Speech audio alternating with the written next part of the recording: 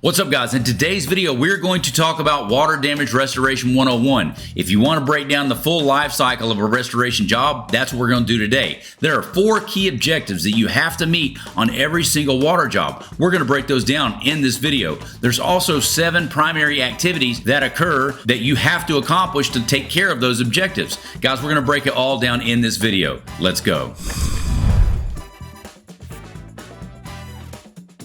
All right, guys, so first off, this is something that I came up with that I just taught my own company, and I call it Caveman Restoration, and it's get job, do job, build job, collect job. And I'm just gonna share my screen and let's just dive on in. How about that? Why did I come up with get job, do job, build job, collect job? Guys, in restoration, somebody at some point hijacked our industry and turned it into rocket science. And here's what I want you to know. Every time that I wound up making things too complicated in my business, I looked up and I was making a mountain out of a molehill. And every time that I needed to simplify things, it always came back to 4 things that we needed to do. Get job, do job, build job, collect job. And this really started hitting home for me, specifically during catastrophic events. Like if we had big floods, heavy rains, ice dams, pipe break events or whatever during frozen pipes.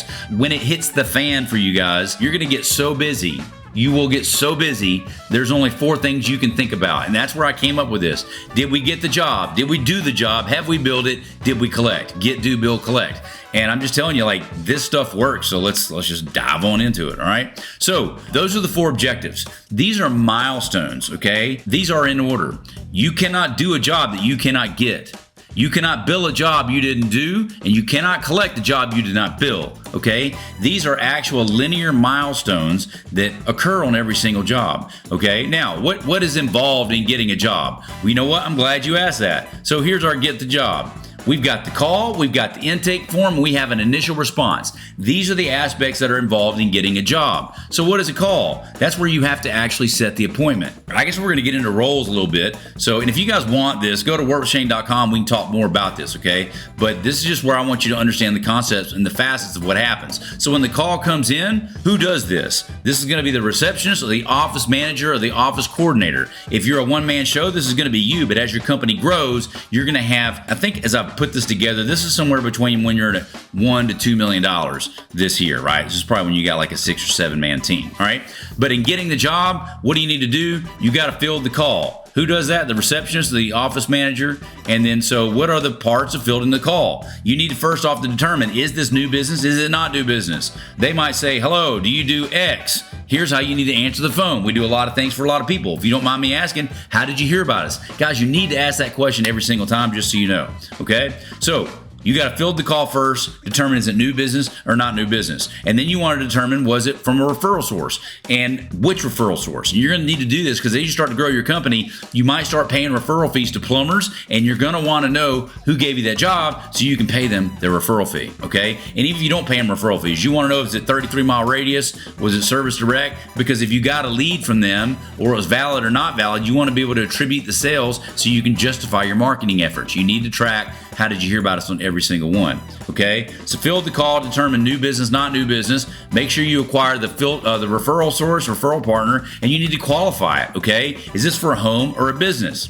And guys, I'll have some upcoming trainings coming as well on the customer intake. We've got a form. I'll do another video on that. If you want, drop a comment below on any other aspect you want to see, and I'll be sure to give this to you, okay? But you want to qualify them, and then you want to book the appointment, okay? So this is on getting the job, guys. This is all there is on getting the job, okay? Field the call, new business, not new business. Determine the referral partner, the referral source, qualify it, and then book the appointment. That's what you do, okay? So that is step 1 in getting the call. Step 2, the intake form. On the intake form, who finalizes this? I say the project manager does this. This is actually probably the coordinator, all right, or whoever. That's who's going to complete the intake form. If your project manager's on the phones, then they'll actually do that, but whoever fields the call will complete this form, okay? So what is their responsibility? Identify the job type if you can. You may not always be able to identify the job type because there will be cases where someone says they have mold and there's just a little bit of mold, could even be dirt, may not even be mold, or they may think they have mold and it's wet and it smells like mold and there's no mold, but it's really a water job. So just be mindful of that. When in doubt, I would would always call a mold job a water job, because if you consider it a mold job and you don't hurry out there, you can cause problems, okay? I'm just telling you. Water's always the most urgent, okay? Water's always the most urgent. So here's how we actually would screen it. Mold, if the collar indicates it's mold, then we would say, what makes you think you have mold? Do you see mold? Has it been wet recently? Do you have a leak? Okay? And so I don't want to get too much in the details of this, because this will be a really long video if I go all the way through this, right? What you really want to do here is, if it appears to be water, make it a water loss. If you're not sure, I would tell you, make it a water job when in doubt, okay? Triage, is it wet? When did it happen? What is the date of loss? So you identify the job type if you can, and then triage it. When do you need to go out there, okay? And I'm just gonna tell you guys, you need to go now. We always had it broke up into 3 categories: emergency, wet, or not sure, okay? An emergency, if you don't know what an emergency is, like, you will know. When you answer the phone and it's emergency, they will scream in your ear. That's an emergency water job. You don't necessarily even have to send a salesperson to an emergency water job. First one there wins. First one there wins. In other words, if you tell them it's going to be an hour and a half before you get there, they are going to keep calling other people because you're taking too long. That's an emergency water job, and those are really big, so you don't want to miss those, okay? So, but you've got emergency, and then you've got wet, and wet means it's wet, you just need to go, but a sales guy needs to sign it, okay? If you're not sure if it's wet, then I would still send a sales rep, but at least within 48 hours. And guys, I can break this down. I've got further trainings on this. If you want more of this, go to workwithshane.com. We can book a call or drop a comment below. But this is the training that we would go through on our team, okay? And then you dispatch assets, all right? So getting the job, you filled the call, you complete the intake form, which creates the job, and then you have the initial response. And the initial response is typically done by what I call the first responder. First responder, because if it's emergency water job, first responder could be a technician, okay, or a lead tech. So we would typically see, if it's emergency, first responder goes out. If it's not, we would make a project manager. What are they there to do? To secure the job. Price it if necessary, but secure the job. And the reason why I say this is because, like, you got to get the job, guys. Not everyone is going to be a cash pay. Not everyone's going to be an insurance job.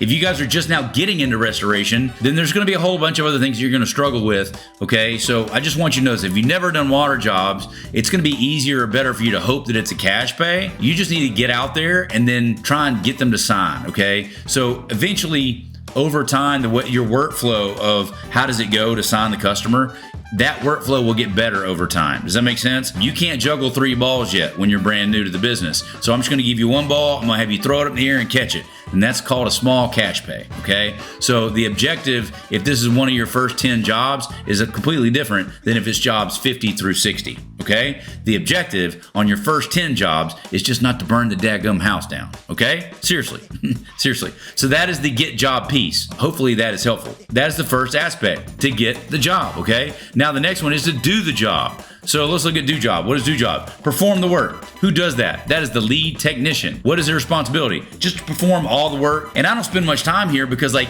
every job type is going to be a little bit different, okay? But if you notice, this workflow is not different. Get the job, do the job, bill it, and collect it. Get the job, do the job, bill it, and collect it. That's why I don't spend much time on do the job, because every job is going to look a little bit different. I'm going to lean on you that you know how to do the job. Now, guys, there will be other videos that I will do that I will show you, and you can comment below if I haven't put it out yet and you want to know which one it is, where we'll cover photo documentation, arrival on site. We'll dig a little bit deeper, but I just want you to understand, we actually have milestones and pipelines that are built, and this is how we manage these jobs. Get job, do job, build job, collect job. Okay, they go in that order. Okay, so this is just the overview. But if you'll just notice, I spend more time on signing the job, okay, and customer intake, and I spend the least amount of time on doing the job. Why? Because that should be the most easy thing for you to do. Figure out what the heck it takes to get it done and get her done. So let's talk about billing the job. Here's another reason why it gets a little bit tricky. Estimating for billing and invoicing and billing. Once you get into the insurance world, there may be cases where you're going to write an estimate first. There may be cases where you're just going to do the job and send the estimate or the invoice in later. That's going to vary case by case, company protocol by company protocol. But either way, here's what I'm just going to tell you how we would do this. In terms of billing, it would typically be either A, an estimator, or B, a project manager, okay? And what are they gonna do? Write the invoice, negotiate, or protect the bill, okay? So for me, we started out can't remember how we actually started out, but in the end, I wound up having our project managers do this because I like to have one neck to choke. That's the belief I've always had. When I've built houses, I came from the home construction world. We built brand new houses from the ground up. I want one neck to choke. One project manager runs that entire job. It's just like when they're building a hotel, guys, in commercial construction. There's not like 8 project managers. One dude runs the whole show. That's the way I believe your water damage restoration would be. Give you a project manager, let them manage that project. And if you eventually get big enough that you have an estimator underneath your project manager, that's fine too. But I'm still choking that project manager because maybe you have 3 estimators, okay? You're gonna go to that project manager. He is the one that is accountable for regardless of who writes that estimate, okay? Because he's not an estimate manager, he's a daggum project manager. The whole project, you follow me? Whole project. Most of you guys say you got project managers and y'all ain't got project managers.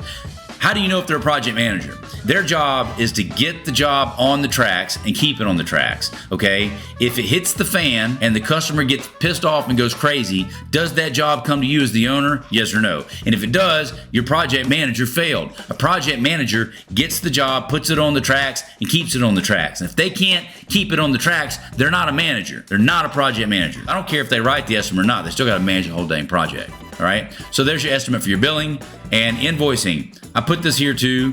Who could do it? If you've already gonna write an estimate, sometimes you'll convert the invoice in QuickBooks and do a single line item invoice. I'll do another video on our invoices and estimates to show you how we did it. We use QuickBooks. We used Xactimate for a long time too, but in the end, we wound up using QuickBooks, and a few reasons why. Number one, I didn't want to hear them argue about pricing and saying I didn't write it the right way. We just found a more simplified way to write things, and it was faster. QuickBooks is just faster, okay? And it's got to go in there anyway. So invoice and billing, confirm the job was received, approved, defend, justify, etc. And this is workflow. This is the little software I use for these things. I like these. And negotiations, project manager responsibility. If there's going to be any type of predetermined agreement, in the end, we wound up accepting up to 10% off in exchange for immediate discount. Why did I do that? Because I want my front office girl to be able to settle our claims. Like, that's the way we did it, okay? In the early days, it didn't really matter. All right, but as you get bigger, the invoicing and estimating will be the bottleneck in the company. It's my goal for you as the owner to be able to build a lead acquisition system where these jobs come in the door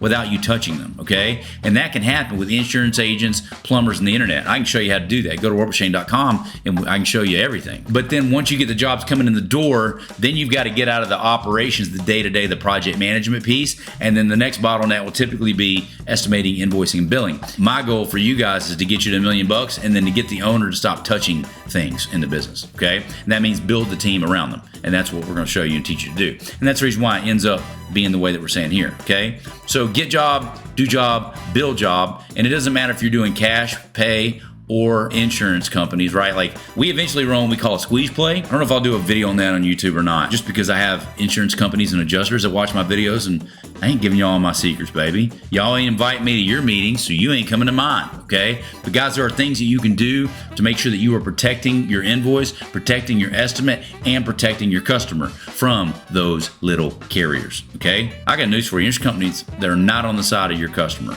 They are not on the side of your customer. And then lastly, collect job, receivables. Who is the coordinator and what is their responsibility to follow up on the collection of payment, okay? So the call, the intake form, the initial response, perform the work is number 4. Estimating and invoicing, and then receivables. So this is the essence of get job, do job, build job, collect job. Guys, here's what I want you to do. Everything that we want to do in our business, okay, it's around these 4 objectives. Objective number 1, get the dang job. Once that sucker's signed, you know what's next. Do the job. Get it signed, number 1. Get it done, number 2. Bill it, collect it. Okay, get, do, bill, collect. And I'm just telling you this, guys. Every time that you get complicated in your business, I'm going to guess that you're making something more complicated. Notice what you don't see here. I ain't talking about moisture logs on here because moisture logs ain't always required. They're not always needed, okay? I ain't talking about Mika. See, I never had a software for moisture mapping because you don't need it, dude. Like, a Google Sheet is perfectly sufficient. I've done over 1,000 water damage claims, and we did it the same way with the same thing all the time. It's all you need. It is all you need. If you want to go buy software and spend a bunch of time and energy on stuff that you don't need, go right ahead. But you don't need that, guys. You don't need all that stuff, okay? You don't need it. This is all you gotta do. Get, do, bill, collect. So hopefully you guys find this helpful. If you have any questions, you want more of this, go to workmachine.com, drop a comment below on what other aspects you want to see, and let me know, was this video helpful, yes or no? See ya. Hey guys, if you enjoyed that video, I've got 3 things for you. Number 1, if you haven't yet, click on my face below and be sure to subscribe to the channel. Okay, we put out new content each and every week. Also, if you want me to help you grow your company, go to workwithshane.com. Workwithshane.com, put in your information, we can get on a call and see how we can help you grow your company. Lastly, there'll be some other videos right here. If you want to watch more content about growing your restoration company, check out one of these videos. We'll see you guys on the next one.